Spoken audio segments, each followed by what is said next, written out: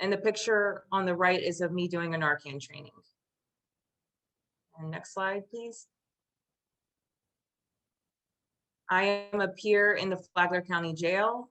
The bottom left corner, I am with the executive director of Flagler-OARS, and her name's Pam Bertolo. And we're with other recovery organizations at a commissioners meeting, and we're advocating for recovery services in our community. The bottom right picture, I am standing with 2 other members of the Flagler County Public Safety Coordinating Council.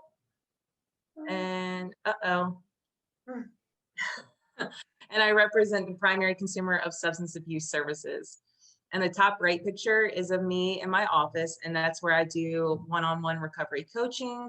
I attend online trainings. I do administrative work for the organization, and I also have online meetings with a lot of the leaders in the community. Next slide, please. Now you know a little bit about what our whys are, but we want to make sure that everybody understands what a peer specialist is. A peer specialist is someone who has lived experience with a mental health and/or substance use disorder. Can also be somebody who is a family member of someone that has a substance use or mental health disorder. Overall and generally put, we are advocates for peers in recovery. We are mentors, we are educators, and we're support.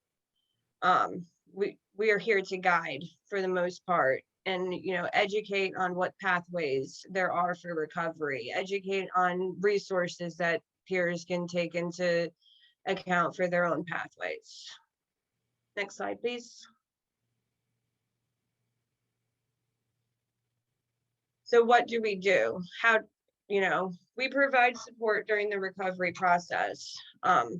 And by support, I mean, anything that a peer may fall under the needs for. For example, we find someone who is struggling with housing. That is a part of wellness. That is a part of recovery that we can help support during that process. And by support, I mean, we can provide them with resources to connect them to that they can utilize that they may not otherwise be aware of. We educate on recovery pathways. Most know what a 12-step fellowship as far as like AA goes, Alcoholics Anonymous or Narcotics Anonymous. Some might not feel that that is their pathway. But they don't know what else is out there. So we can educate on other pathways such as like SMART recovery, or if they're looking for a more religious foundation, Celebrate recovery. We advocate for peers to receive effective services. It's not always easy, when we have a peer that is looking for withdrawal management to find a detox facility and to be let in. So we advocate for them to be able to receive those services, we guide them on their journey. We don't do the work for them. If someone calls saying, we need to find a recovery residence, I have nowhere to live. We don't call a recovery residence and be like, we need a spot, let's get this person a spot. We guide them. We let them know of the recovery residences that are in the area. We let them know of the different resources, and then they take the steps with our support in making their own choices. We assist in goal setting processes.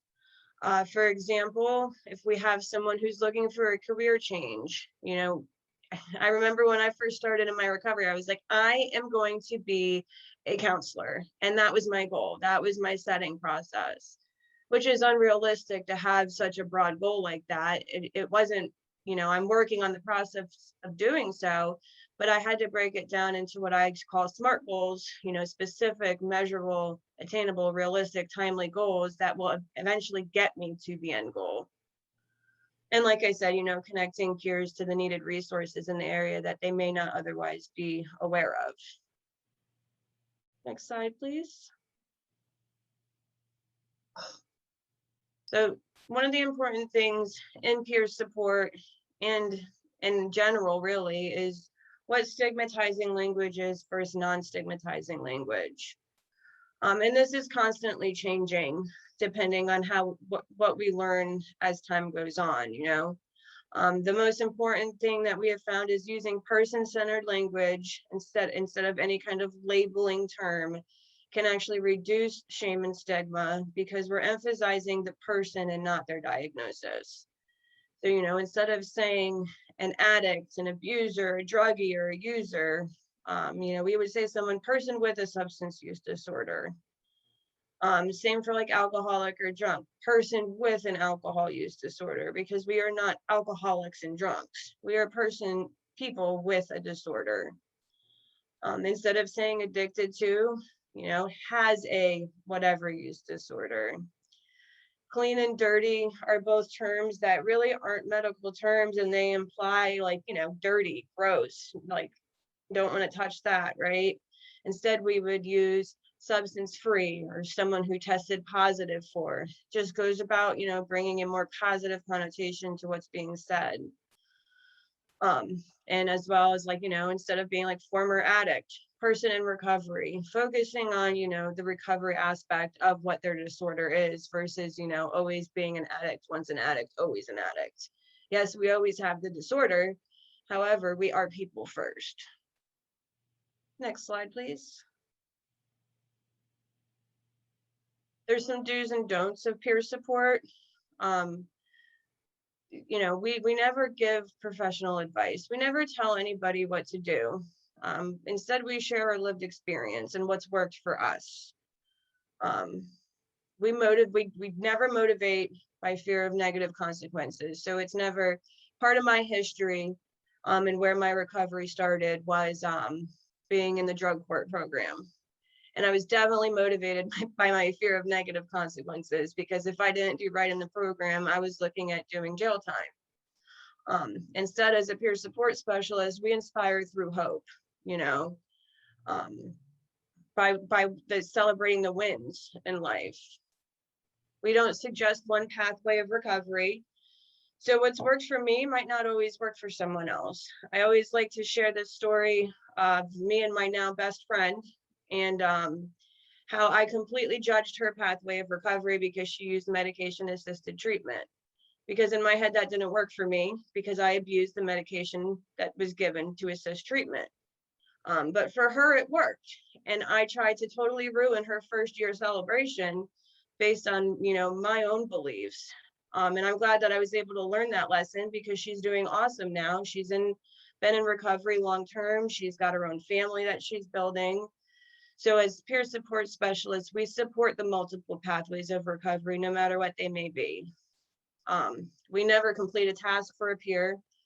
Instead, we support them in accomplishing their tasks. I like to support them in accomplishing their tasks by celebrating the wins. Filling out paperwork is never fun for anybody, and I'm sure all of us can relate to that. So celebrating the wins of filling out a housing application or filling out a food stamp application. Yes, we did that. What's next, you know? We don't use clinical language. We like to use mutual language based on, you know, the shared experiences that we have. That's, you know, the term peer. I am never above anybody. I am never under anybody. I am the same as. I walk with you. We don't diagnose or treat or assess. Instead, we just encourage, support, and celebrate wins. We're never going to advocate for a particular treatment program. So I'm not going to have a peer come to me saying they need some kind of service and I'm going to lead them just to this one program. You need to do this. You need to do this. Instead, I'm going to advocate for the peer to get what they feel that they need, what's going to work for them. And again, providing resources. It's not something that we do. So no one's going to come to me for counseling per se. However, I can help navigate the resources by giving them a list of different counseling providers in the area and helping them to, you know, make the decisions and choices to go seek whomever they feel comfortable with. Next slide, please. How do we make a difference? So we make a difference by bridging the gap and complementing the roles of other members or providers. Say we've got a peer who's, you know, they're in outpatient treatment. They go to 12-step fellowships, and they've got all these different things that they're doing as their, you know, treatment plan. We're here to bridge the gap that's not met. You know, case managers, counselors, everybody has their own workload of things that they have their expertise and ability to offer to a peer.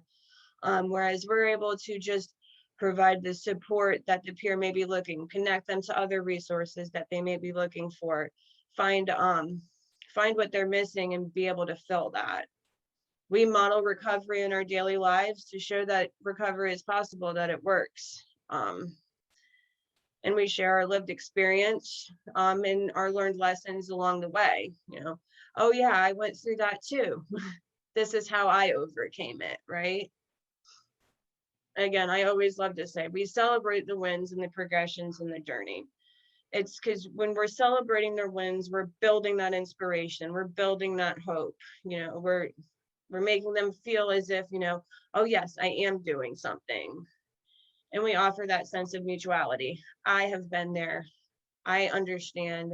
I know how it feels. Here's what I've done. Here's what's worked for me. Or here's what's worked for a friend of mine. Next slide, please. This is common ways that peers help peers. We are examples of success. By being visible to those still struggling with their recovery, peers represent that real hope. Peers model positive behaviors. We show others specifically how we have learned to manage or overcome our substance use disorder. We mentor and guide. We provide advice and emotional support to those who are trying to recover from an illness. And community support. We are uniquely qualified to help people recover full involvement in their community. Next slide.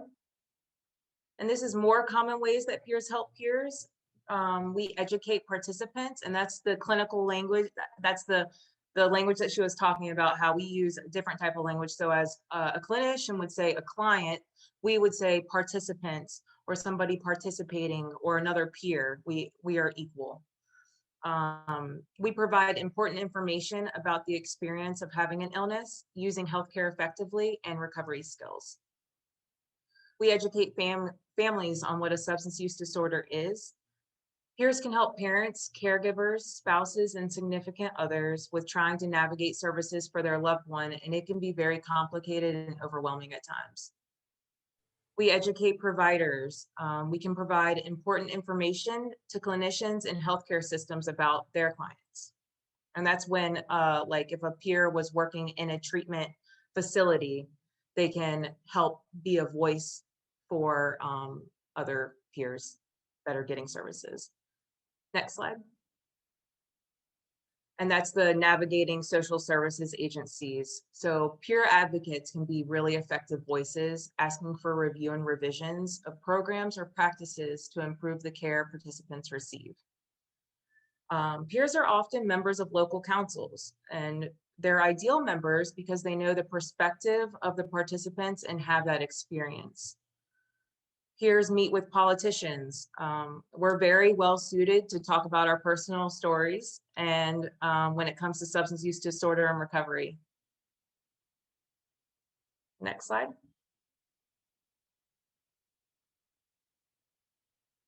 Peer support groups. It's a group of people who gather to talk about shared problems or experiences to provide support to each other.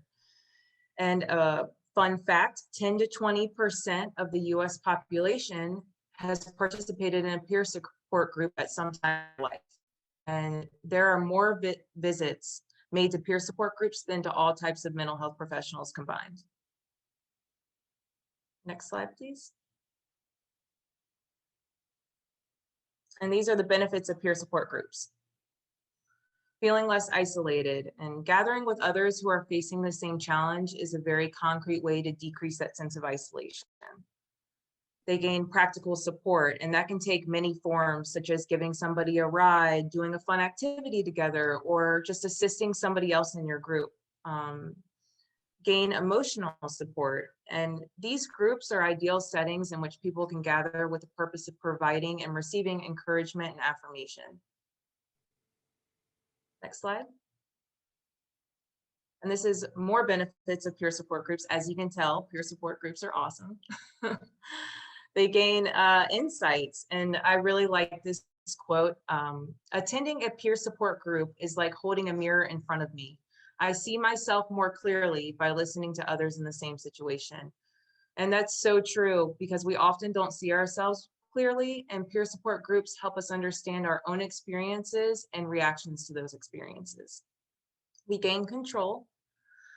We expand social networks, and for those that attend peer support groups often, the group becomes part of their network of friends, and that expands the number of people they feel supported by. And of course, building trust. Next slide. So the question of the day, do peer support services work? Well, emerging research shows that peer support is effective for supporting recovery from behavioral health conditions, and peer support is an evidence-based practice. Next slide. And the research shows it increases self-esteem, it increases control over your own life, it increases sense of hope, it increases self-care, it reduces hospital admissions, and it decreases substance use and depression. Next slide. And the power of someone's story. So recovery story raises hope. It demonstrates that it is possible to recover, and of course that it is possible to take the difficult steps needed to recover. It educates. It includes information that people can use in their effort to recover. So for example, when a peer hears another peer's recovery story, they become educated on how to overcome the barriers that a person may be having in their own recovery. And it engages. It helps people connect to you as a peer. Thank you. And this is the National Practice Guidelines for Peer Supporters. Peer support is voluntary. We are hopeful, we are open-minded, we're empathetic, we're respectful, we facilitate change, we are honest and direct. Peer support is an equally shared power. We are equals. It's strengths focused, it's transparent, and it's person driven.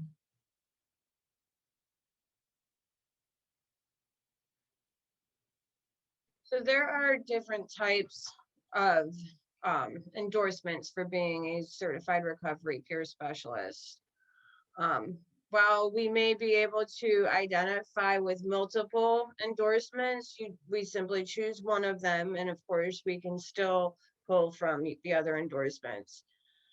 However, at the time of application, you have to attest to one of these endorsements, either adult, family, veteran, or youth.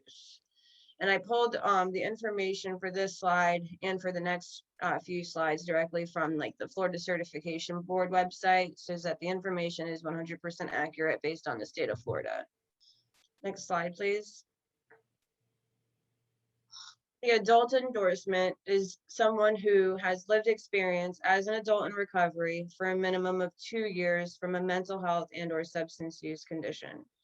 So this is actually some examples of some of the peer support specialists in our area. We've got Miss Danielle over here on the left with Flagler-OARS, and then we've got myself and Daryl from the Volusia Recovery Alliance, who are both endorsed under that adult endorsement.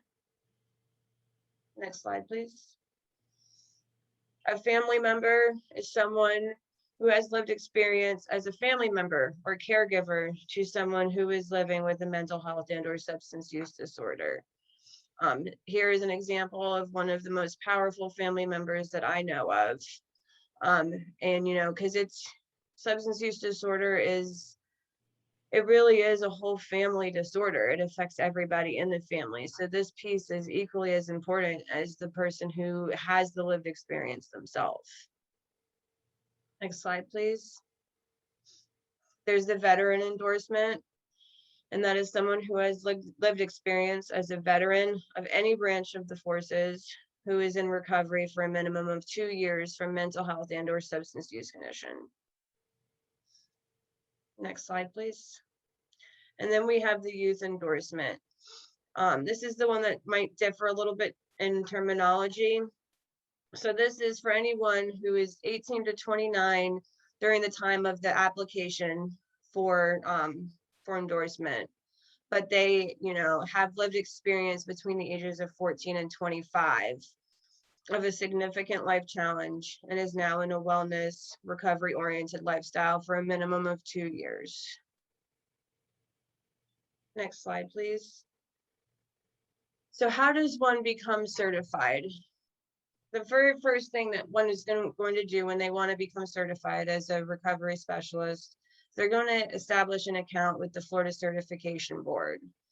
And on this website is where you're going to find all the detailed information that they are looking for when you send in your application. And they've got a step-by-step process. What you will need, you'll need to pass a level 2 background check. And if you don't pass a level 2 background check, there you can go through what is called the exemption process. And I am definitely learned how to navigate that for sure myself. It is possible. It is not an easy thing to do, but it is absolutely, I found it to be super healing when I was doing it and absolutely necessary for at least me in my recovery journey. You need to have lived experience, depending on your type of endorsement. For example, you need to have the minimum of 2 years in recovery or in a wellness journey.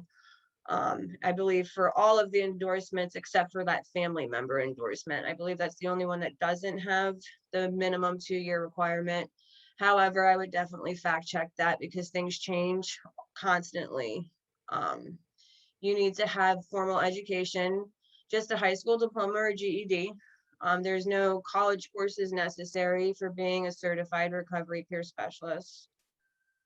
There is specific training that needs to be taken, however, and it's 40 hours across core training, whole health training, and then there's some elective contents. And again, on the certification board website, it breaks down how many hours in each of those areas that you need to have in your trainings. There's the need for the related work experience.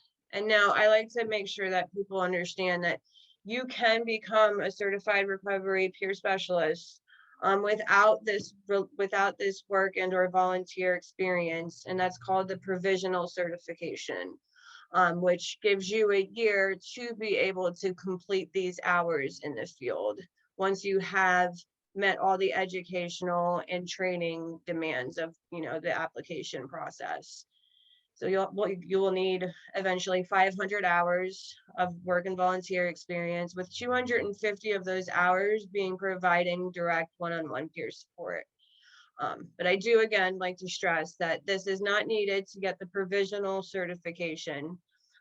So anybody who is interested in being certified, don't let that scare you.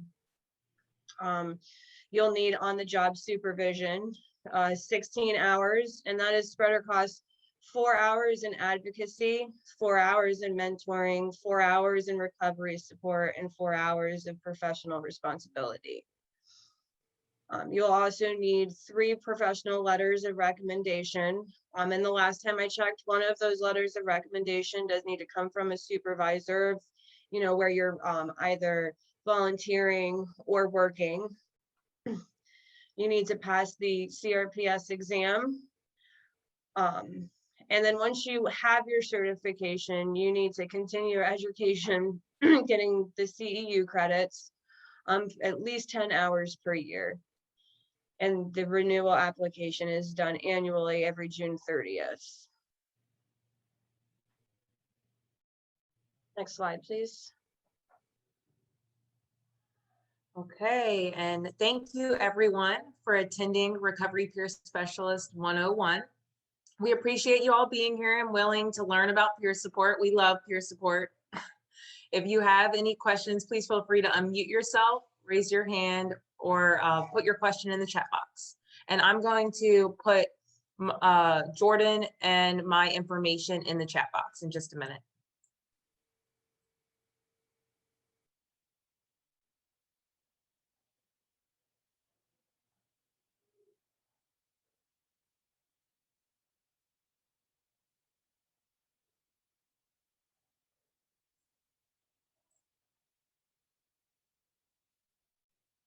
If nobody has any questions for us.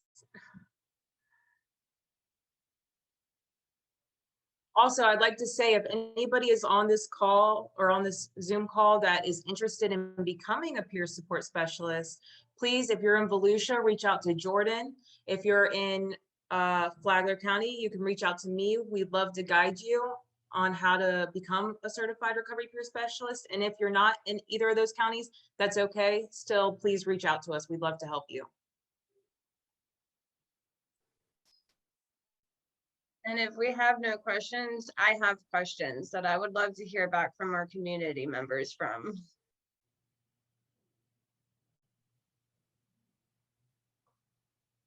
All right, everybody should be able to unmute themselves.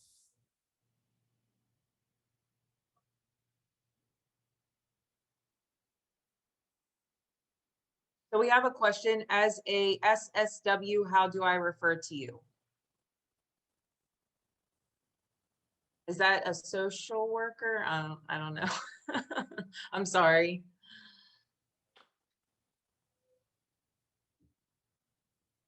Okay, if you're in Flagler County, you can email me. I put my email in the chat box. I can email you directly if you'd like to give me your email. And if you're in Volusia, then it would go to Jordan. And it's as simple as a phone call or an email.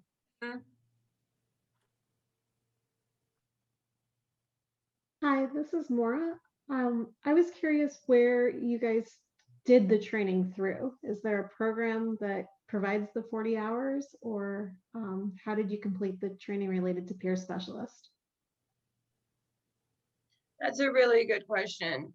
I was able to get my training done through LSF, Lutheran Services Families, because they had like a whole good program that covered all the content that was necessary for training.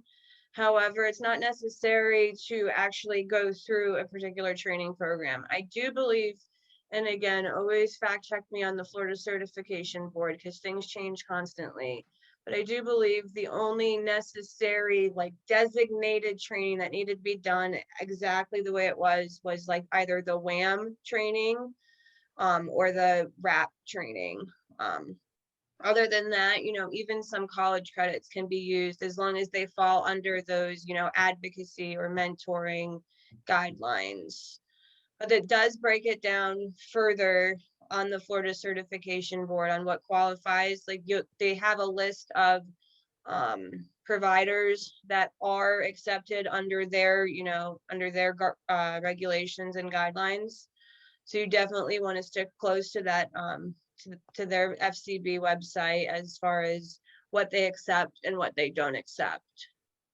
And I'd like to add, what I did to become certified is I went to allceus.com, and that's allceus.com, and it's $100, and you have up to 365 days to finish the 40-hour training. So you would go under peer specialist when you get to that website, and you take the 40 hours. You can pick which classes you want, like relapse prevention, mentoring, advocacy, things like that. It tells you exactly what you need.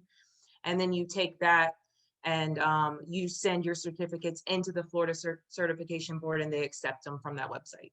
So that's if you don't want to do it in person. Can I ask a question? Because my questions are more related to referrals to you guys.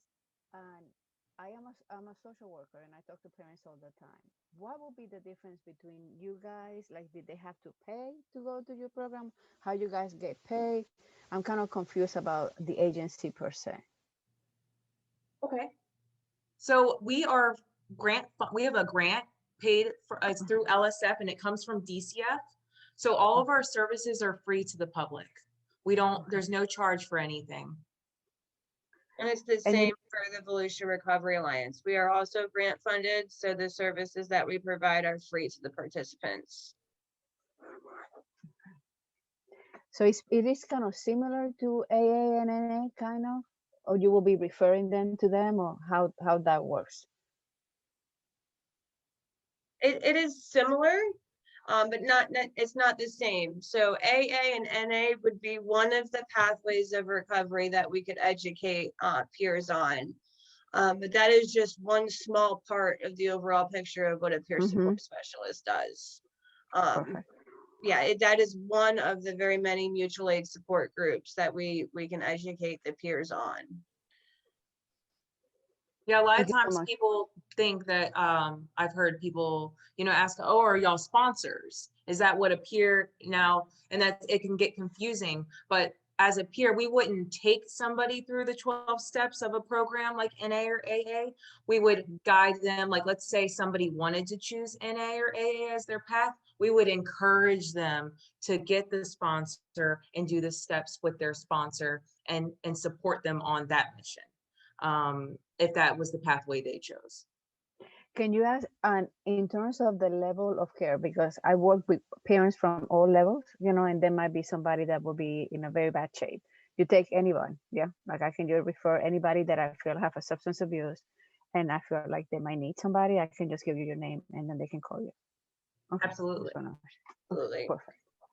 Thank you so And much. I really also, appreciate it. as a social worker, I'm not sure if you deal with anybody that has or help anybody that has a family case plan with children involved, where the parents might have a substance use disorder. That is definitely something that I do. I'm pretty sure Jordan assists families that have case plans open as well. And I've been through that myself, and I would definitely help support a family that is going through a hard time because of a substance use disorder, especially if there's children involved. Perfect. Thank you so much. I really appreciate it.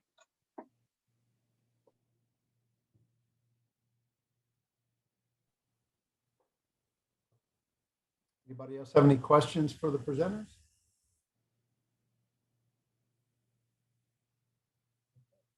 Well, on behalf of Flagler Cares and One Voice Volusia, Going in and out again. I wanted to thank you for a fantastic presentation. Thank you for having us. You're welcome. You're welcome. I want to thank our sponsors too: Advent Health, First Source, Flagler, Volusia, Healthcare, Ellen, Food Care, Department of Children and Families, and the House Next Door. Enjoy the rest of the summit. I'm going to go ahead and contact information. Questions about the fantastic program. That the last thing you said, you were going in and out, so I'm not sure if anybody was able to hear that. I said they have your contact information. Summit, and thank you so much for your presentation. Great. Thank you so much. I hope everybody has a great day. Absolutely.